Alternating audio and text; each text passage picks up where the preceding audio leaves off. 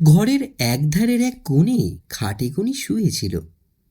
রং ওঠা শতরঞ্জি আর বালিশ, গায়ে দেবা সুতির চাদর, মাথার কাছে টেবিলে ক্যাম্বিসের ছোট্ট ব্যাগ, তাতে আছে গোটা দুয়েক ফ্রক, আর ওর সব থেকে মূল্যবান সম্পত্তির কস্টিউমটা। টেবিলে মাজন, ব্রাশ আর অর্ধেক দাঁত পড়ে যাওয়া একটা চিরুনি। খাটের নিচে চটি। দুই বাহুতে চোখ ঢেকে কোনি শুয়ে আছে। আর অন্যান্য মেয়েরা তখন বাইরে থেকে ফিরল। ওরা মাদ্রাজ শহর দেখতে বাজার করতে বেরিয়েছিল। কোনি যায়নি। হাতে মাত্র 15টি টাকা, তাই নিয়ে বাজার করা যায় না। শহর দেখার ইচ্ছাও নেই। ওর সঙ্গে কেউ কথাও বলে না। হাবে ভাবে মেয়েরা বুঝিয়ে দেয় সে ওদের সমপর্যায়ভুক্ত নয়। কোনিও এড়িয়ে চলে ওদের। আজ আবার সকালে বেরোবার সময় বেলা হঠাৎ বলে, প্রণো দিদি, আমাদের সঙ্গে কোনি যাবে না? না বলছে তো, শরীর খারাপ, জ্বর জ্বর লাগছে। খাটে শুয়ে উৎকণ্ঠ হয়ে রইল কোনি। তাহলে ঘরে কেউ একা থাকবে? কাল আমার ক্রিমের কৌটোয় খাবলা দেওয়া দেখেছি। ও মা বেলাদি, আমারও যে পেস্টের টিউবটা অনেকখানি খালি। ভয়ে আমি বলিনি, কি জানি কে আবার কি মনে করবে। ঘরে তালা দিয়ে যাওয়া উচিত প্রণো দিদি। তাহলে কোনি কোথায় থাকবে? প্রণতি ভাদুরীর কড়া স্বরে ওরা চুপ করে গেছিল। লজ্জায় আর ভয়ে খাটের সঙ্গে নিজেকে মিশিয়ে কোনি শুয়েছিল। থেকে থেকে চাপা একটা অভিমান গুমড়ে উঠছিল বুকের মধ্যে। কিদ্দা তাহলে সত্যি সত্যি খড়গপুর থেকে কলকাতায় ফিরে গেল? যদি এখানে সঙ্গে আসতো তাহলে কষ্ট অনেক কমে যেত। অনেকের সঙ্গেই তো বাবা মা এসেছে, খিদ্দা তাহলে এলো না কেন? হুড়মুড়িয়ে ঘরে ঢুকল হিয়া। ওর বাবা মা হোটেলে রয়েছে। তারা সকালে এসে হিয়াকে নিয়ে বেরিয়েছিল। ঘরে কাউকে না দেখে হিয়া প্রথমে থমকে গেল। তারপর কোনিকে দেখতে পেয়ে বলল, বাবার বন্ধু মিস্টার সারঙ্গপাণির বাড়িতে আমি যাচ্ছি। প্রণতিদিকে বলে দিও 2 ঘন্টা পরে ফিরবো। ঘরের আরেক দিকে হিয়ার খাট। সেখানে তার বিরাট সুটকেসে অজস্র রকমের জিনিস, ইংরেজি কমিক্স আর ট্রানজিস্টার রেডিও বিছানায়। খাটের নিচে 3 রকমের জুতো আর চকলেটের মোড়ক ছড়ানো। হিয়া চটপট ফ্রক বদল করে চুলে ব্রাশ বোলালো। হাত ব্যাগটার মধ্যে একটা চকলেটের বার দেখতে পেয়ে হাতখানা মুখে ঢুকিয়ে বাকিটুকু ভেঙে কোনির দিকে ছুঁড়ে দিল।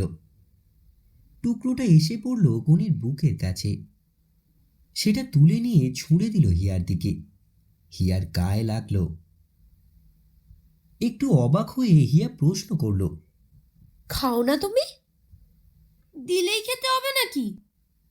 কোনি শুকনো স্বরে বলল।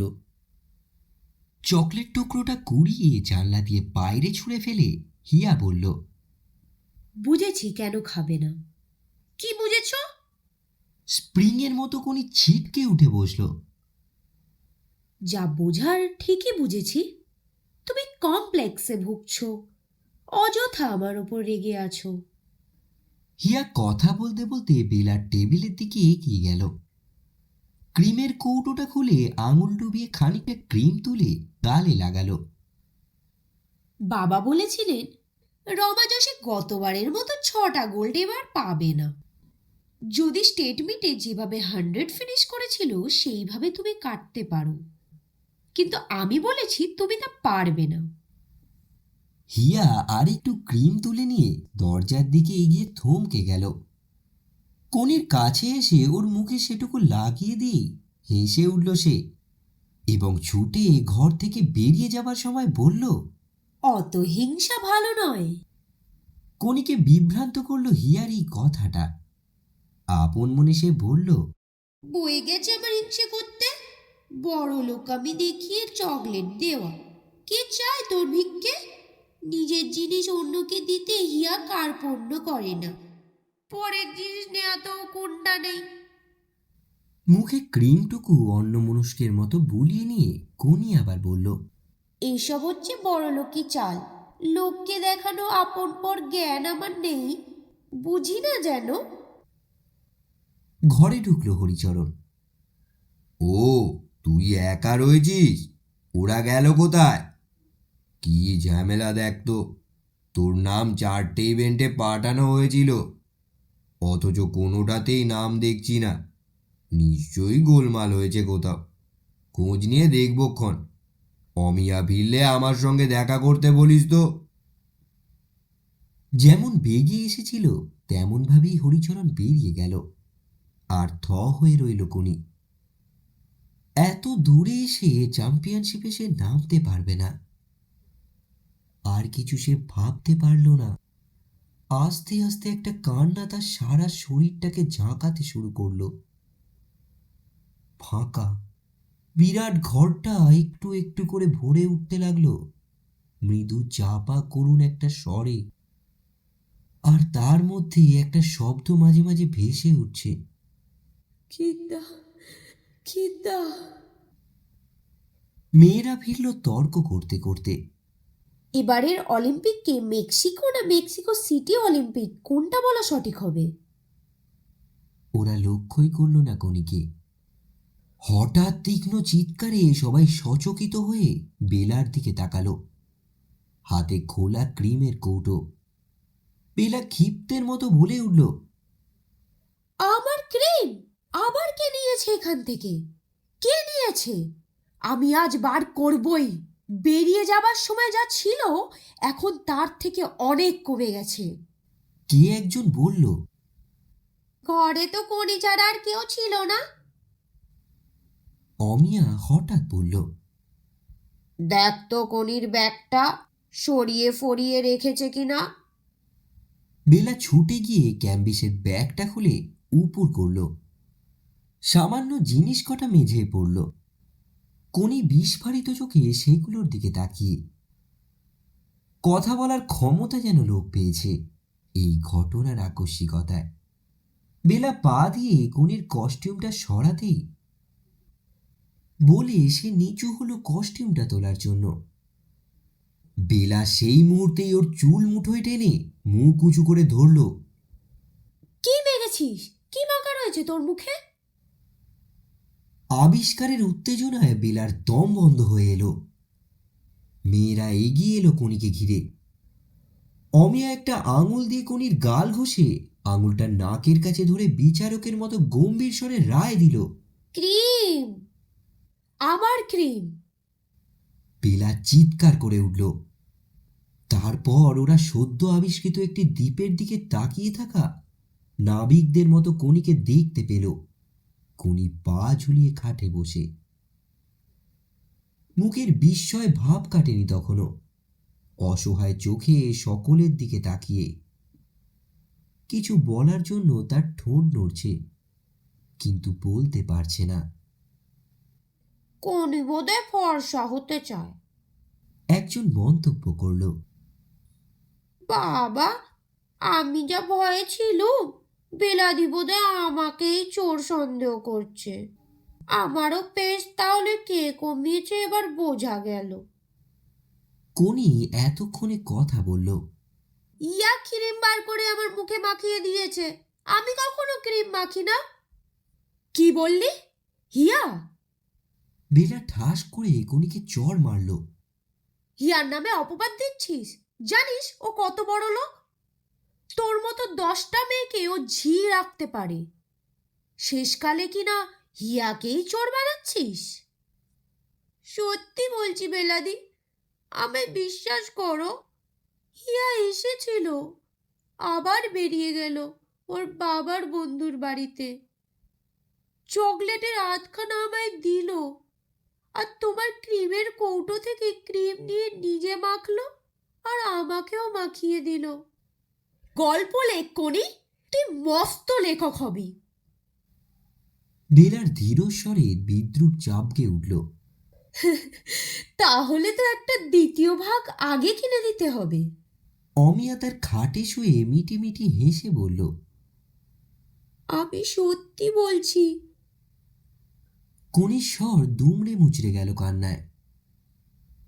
তোমরা বিশ্বাস করো, হিয়া এলে ওকে জিজ্ঞাসা করে দেখো। ওরা আর বেশি কথা বলল না, নিজেদের মধ্যে হাসাহাসি ফিসফিস করলো কিছুক্ষণ। কোনি দেয়ালে ঠেস দিয়ে কাঠের মতো বসে। প্রণতি ভাদুরী আর ধীরেন ঘোষ ঘরে ঢুকল। ওরা যেভাবে কোনির দিকে তাকালো তাতে বোঝা যায় যে ব্যাপারটা ওদের কানেও ইতিমধ্যে কেউ পৌঁছে দিয়ে এসেছে। হিয়া না আসা পর্যন্ত তোমাদের অপেক্ষা করা উচিত ছিল। প্রণতি ভাদুরী ঘরের সবাইকে লক্ষ্য করে বলল, যাও, খেয়ে রেস্ট নাও। অমিয়া, কাল সকালে তোর 4 আর 200 হিট। যোশী ছাড়া আর কেউ তোর কম্পিটিটর নেই। তাহলেও হিটে টাইম ভালো করতে হবে। বেলা, শুনে রাখ, যোশী পড়েছে তোর গ্রুপে। চেষ্টা করবি। পাঞ্জাবের কাউর বলে একটা মেয়ে শুনলাম ভালো টাইম করে এসেছে। ধীরেন ঘোষ প্রত্যেককে নির্দেশ দিতে দিতে শেষকালে কোনির দিকে তাকালো। তোর নাম যে কেন বাদ গেল বুঝছি না। বলছে তো পাঠানোই নাকি হয়নি। সব বাজে কথা। নিজেদের দোষ ঢাকতে এখন এইসব বলছে। আমি অবশ্য প্রোটেস্ট করেছি, দেখি কি হয়। তবে প্র্যাকটিস ঢিলে দিলে চলবে না, ওটা রেগুলার করতে হবে। মন খারাপ করিসনি, ন্যাশনাল তো বছর বছরই হয়। সামনে বছর আবার আসবি। মেয়েরা খাওয়া সেরে এসে বিছানায় শুয়েছে। এমন সময় হিয়া ফিরল। কোনি না খেয়েই শুয়েছিল। হিয়াকে দেখা মাত্র উঠে বসে চেঁচিয়ে বলল, এই তো হিয়া এসেছে।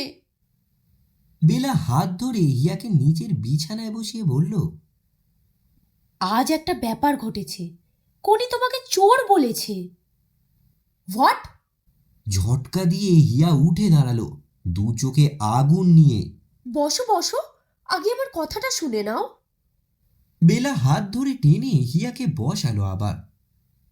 আমি জানি আমার প্রতি জেলাস, কিন্তু এমন নোংরা অপবাদ দেবে আমি ভাবিনি। আমরাও ভেবেছি নাকি? ক্রিম চুরি করে মুখে মেখে ধরা পড়ে গিয়ে বলছে নাকি তুমি মাখিয়ে দিয়েছো। এমন বোকার মতো মিথ্যে কথা কেউ বলে? হিয়া থতমত খেয়ে গেল। প্রচণ্ড রাগটা মাথা থেকে বেরিয়ে যেতে যেতে যে ধাক্কাটা দিচ্ছে তা সামলে উঠে সে বলল, ক্রিম তো আমি ওর মুখে লাগিয়ে দিয়েছি। হ্যাঁ, তোমার কৌটোটা থেকে আমি মাখলাম, কোণের মুখেও লাগিয়ে দিলাম। কি করব বলো? তোমার পারমিশন নেবার মতো সময় তখন ছিল না। কালো মেখেছিলাম।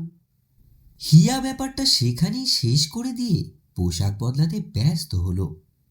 সারা ঘর চুপ। আর চোখে পরস্পরকে দেখে নিয়ে অনেকেই ঘুমের ভান করল। কোনি একদৃষ্টে হিয়ার দিকে তাকিয়ে মনে মনে সে বলল, তোমার খেয়াল খুশির জন্য আজ আমি চর খেয়েছি, খারাপ কথা শুনেছি। বেলা অপ্রতিভ হয়ে চুপ করে গেছিল। এখন তার রাগটা পড়ল হিয়ার উপর। বিরক্ত স্বরে সে বলল, পরের জিনিস না বলে ব্যবহারটা খুব অন্যায়। তোমার নয় অনেক টাকা আছে, আমার ওই একটুখানি ক্রিম থেকে যদি সবাই মাখে। আচ্ছা আচ্ছা, না হয় তোমায় একটা কিনে দেব, হয়েছে তো। হিয়া হেসে অপরাধীদের মতো মুখ করে হাত জোর করল। ঠিক সেই সময় কোনি ছুটে এসে ওকে চড় মারল। হিয়া গালে হাত দিয়ে এক পা পিছিয়ে গেল। বিছানায় মুহূর্তে সবাই উঠে বসেছে। কোনি ধীর পায়ে নিজের খাটে ফিরে এসে বসল। এটা তোমার পাওনা ছিল। বেলাদিককে জিজ্ঞাসা করো, জানতে পারবে। তোমার জন্যই আমি আজ চর খেয়েছি, চোর বদনাম পেয়েছি। কোনি একটু থেমে আবার বলল, তোমাকে আমি একটু হিংসা করি না। আমি বস্তির মেয়ে, লেখাপড়াও জানি না। তোমার সঙ্গে পারবো কেন? তবে একবার কখনো যদি জলে পাই। দাঁতে দাঁত চেপে বাকি কথাগুলো গুঁড়িয়ে দেওয়ায় কিচ্ছু শোনা গেল না।